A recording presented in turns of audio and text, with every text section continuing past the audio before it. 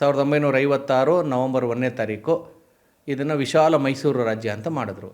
ಅದಾದಮೇಲೆ ನಾಡಿನ ಜನ ಎಲ್ಲ ಹೇಳಿದ್ರು, ಮೈಸೂರು ರಾಜ್ಯ ಅಂದರೆ ಇದು ಹಳೆ ಮೈಸೂರಿಗೆ ಹೋಗ್ಬಿಡುತ್ತೆ, ನಾವೆಲ್ಲ ಉತ್ತರ ಕರ್ನಾಟಕದವ್ರು ಇದ್ದೀವಿ, ನಾವು ಇದರಲ್ಲಿ ಸೇರಿದಾಗಲ್ಲ, ಆದ್ದರಿಂದ ಇದಕ್ಕೆ ಕರ್ನಾಟಕ ಅಂತ ನಾಮಕರಣ ಮಾಡಿ ಅಂತೇಳಿ 1956 ನವಂಬರ್ 1ರಿಂದನೇ ಒಂದು ಕೂಗು ಎದ್ದೇಳ್ತು.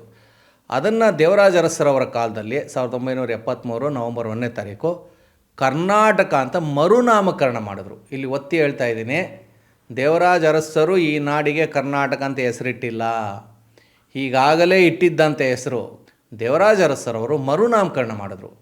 ಹೀಗಾಗಿ ಮಾನ್ಯ ಮುಖ್ಯಮಂತ್ರಿಗಳು ಏನು ಹೇಳಬೇಕಿತ್ತು ಅಂದರೆ, ನಮ್ಮ ರಾಜ್ಯಕ್ಕೆ ಕರ್ನಾಟಕ ಅಂಥೇಳಿ ಮರುನಾಮಕರಣ ಮಾಡಿದ 50ನೇ ವರ್ಷದ ನೆನಪಿನ ಕಾರ್ಯಕ್ರಮ ಅಂತೇಳಿ ಮಾಡಿ ಇವರು ತಲಕಾಡು ಗಂಗರನ್ನೂ ನೆನೆಸ್ಕೋಬೇಕಿತ್ತು, ದೇವರಾಜ ಅರಸರನ್ನೂ ನೆನೆಸ್ಕೋಬೇಕಿತ್ತು. ಆದರೆ ಬರೀ ದೇವರಾಜ ಅರಸು ಒಬ್ಬರನ್ನೇ ನೆನೆಸ್ಕೊಂಡು ಅವರಿಗೆ ಕ್ರೆಡಿಟ್ ಕೊಟ್ಟಿದ್ದಾರೆ. ಇದು ತಪ್ಪು. ಈ ರೀತಿಯ ತಪ್ಪುಗಳು ಏನಕ್ಕಾಗುತ್ತೆ? ಇದು ಕಾರಣ ಇಷ್ಟೇನೆ, ರಾಜ್ಯ ಸರ್ಕಾರ ಅಧಿಕೃತವಾಗಿ ಇತಿಹಾಸವನ್ನು ಸಂಶೋಧನೆ ಮಾಡಿಸ್ತಾ ಇಲ್ಲ.